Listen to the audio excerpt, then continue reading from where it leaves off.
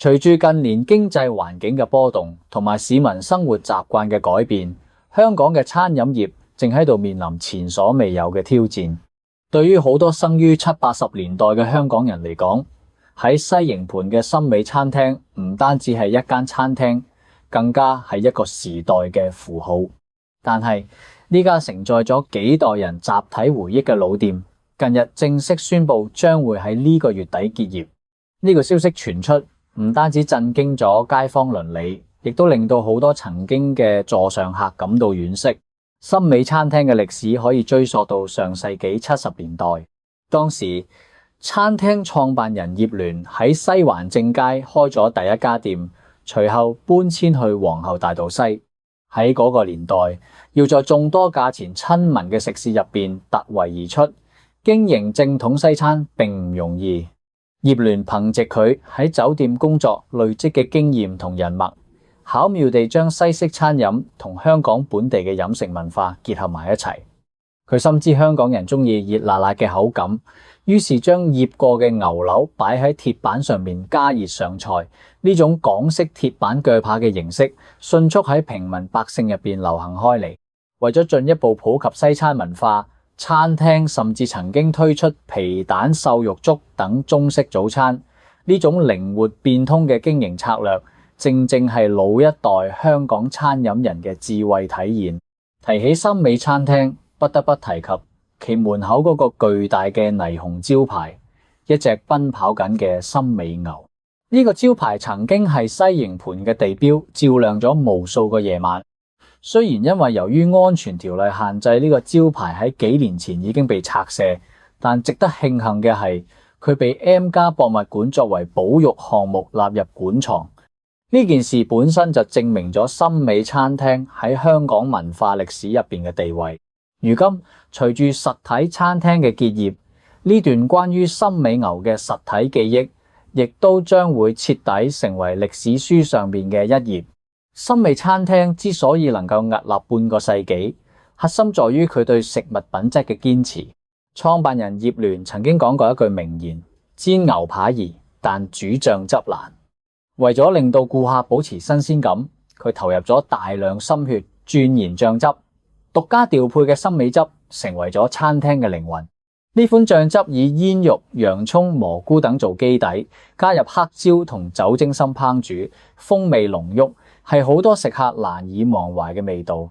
此外，餐廳嘅菜單亦都唔係一成不變，由最初嘅鑊仔、牛柳等5款主菜，發展到後來為咗迎合現代口味而改良嘅脆皮豬手，都顯示咗呢家老店喺傳承入邊尋求創新嘅努力。正因為呢種品質同口碑，森美餐廳喺早年係名副其實嘅名人飯堂。據悉，前港督麥理浩、尤德，甚至有鐵娘子之稱嘅英國前首相戴卓爾夫人，以及香港巨星周潤發、周星馳等，都曾經係呢度嘅座上客。呢啲輝煌嘅過去，更加為佢嘅結業增添咗一抹唏噓嘅色彩。90年代開始，餐廳交由葉家第2代接手，佢哋繼承咗父親對食物嘅嚴格要求，同埋堅持大大碟嘅傳統份量。然而，第2代負責人葉小姐喺接受媒體訪問嗰陣透露，結業嘅決定並唔係一時衝動，而係好多因素夾埋。餐廳經營咗近60年，過去曾經捱過98年金融風暴、2003年沙士以及長達3年嘅新冠疫情。葉小姐坦言，因為餐廳係家族嘅心血，感情深厚，所以一直堅持蝕住做都撐落去。但係呢一次情況似乎有所不同。由舊年開始，葉小姐明顯感覺到港人留港消費嘅意欲下降，整體餐飲市場發生咗根本性嘅轉變。與此同時，業主提出調整租約模式，成為咗壓死駱駝嘅最後一條草。直到舊年年底，整個社會嘅消費氣氛持續低迷，就連以往最穩定嘅派對到會訂單亦都顯著流失。面對無可奈何嘅現實，葉家最終做出咗結業嘅決定。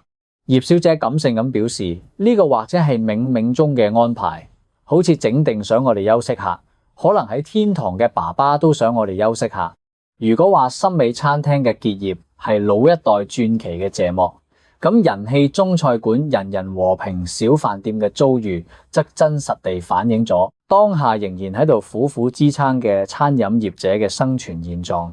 面對全港性嘅結業潮，即使係知名食肆，亦都難以獨善其身。人人和平小飯店嘅老闆近日喺網上官方專頁發長文，透露咗近年經營生意嘅辛酸。雖然由數據上面睇，嗰間餐廳嘅生意額仍然屬於高過平均水平，但係老闆一針見血地指出，呢個所謂嘅平均水平正喺度不斷走低。由純粹嘅商業同財務角度嚟睇，繼續蝕住做係唔理性嘅。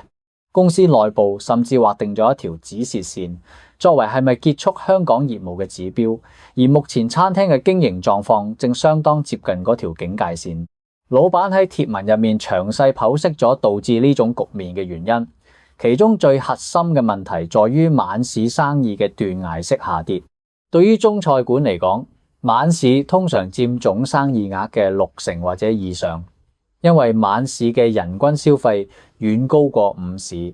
喺餐飲業嘅黃金時期，晚市講究嘅係翻台率，通常喺晚上6點至10點呢個黃金時段，中菜館可以做2輪生意。如果係細台，甚至可以接待3輪客人。但係而家嘅實際情況係晚上8點之後，條街變得冷清，餐廳入邊亦都冇乜客。老闆透露，目前晚上8點後嘅生意額比過去少咗30%以上，部分同行甚至跌幅超過50%。呢種現象並唔係個別例子，而係成個行業嘅普遍困境。甚至有食肆老闆行家互相詢問，啲人去晒邊？老闆感嘆，香港人嘅夜生活習慣已經翻唔到轉頭。過去嗰種行街到凌晨食宵夜到深夜嘅日子，似乎已經成為往事。而家大部分市民傾向於早早翻屋企，晚市嘅黃金時間被大大壓縮。除咗時間上面嘅變化，消費能力嘅降級亦都係一個唔容忽視嘅因素。老闆用咗一個非常形象嘅比喻嚟描述呢一種經濟環境嘅變遷。昔日港股暢旺、經濟騰飛嗰陣，大家食嘅係魚翅撈飯，而而家大部分市民即使外出用餐，亦都更多選擇經濟實惠嘅兩餸撈飯。大家似乎已經冇心情，亦都冇預算去大魚大肉，連帶住婚宴聚餐嘅活動亦都明顯減少。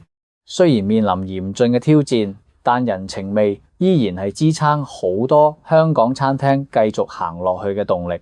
喺中秋節期間，唔少熟客同街坊向人人和平送上禮物，呢種建立喺買賣之外嘅感情，令老闆深受感動。佢喺文中表示，喺客人嘅支持下，決定奮戰到底，直到蝕到冇錢再蝕為止。佢承諾，即使將來不幸結業，亦都唔會虧欠員工，並會好好同客人告別。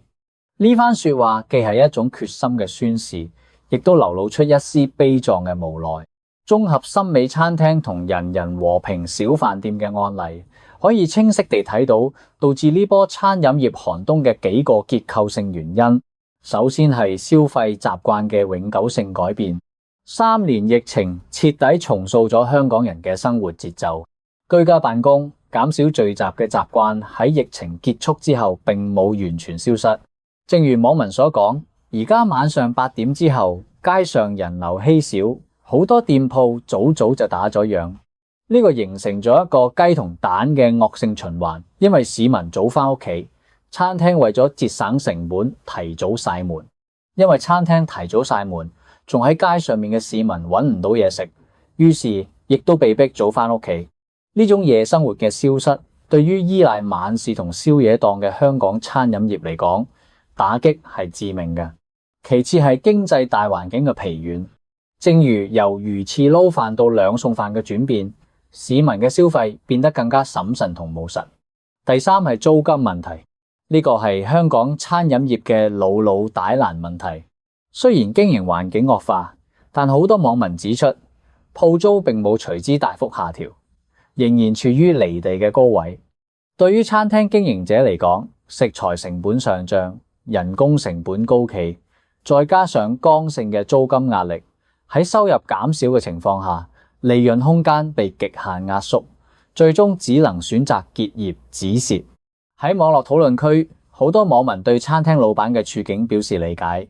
有人直言，經歷疫情之後，真係會手停口停幾年，咁開始唔會好似以前咁大市。呢種消費心態嘅轉變係普遍嘅。對於嗰啲苦苦支撐嘅老闆，網民們嘅建議多數係勸慰佢量力而為。有人留言勸說，若撐唔住就功成身退，認為做生意應該留有後路，勿傾盡所有夾硬撐落去。而對於普通市民嚟講，喺惋惜之餘，亦都只能接受呢種變遷，並期待喺未來嘅某一日，香港嘅飲食業能夠揾到新嘅生機同平衡。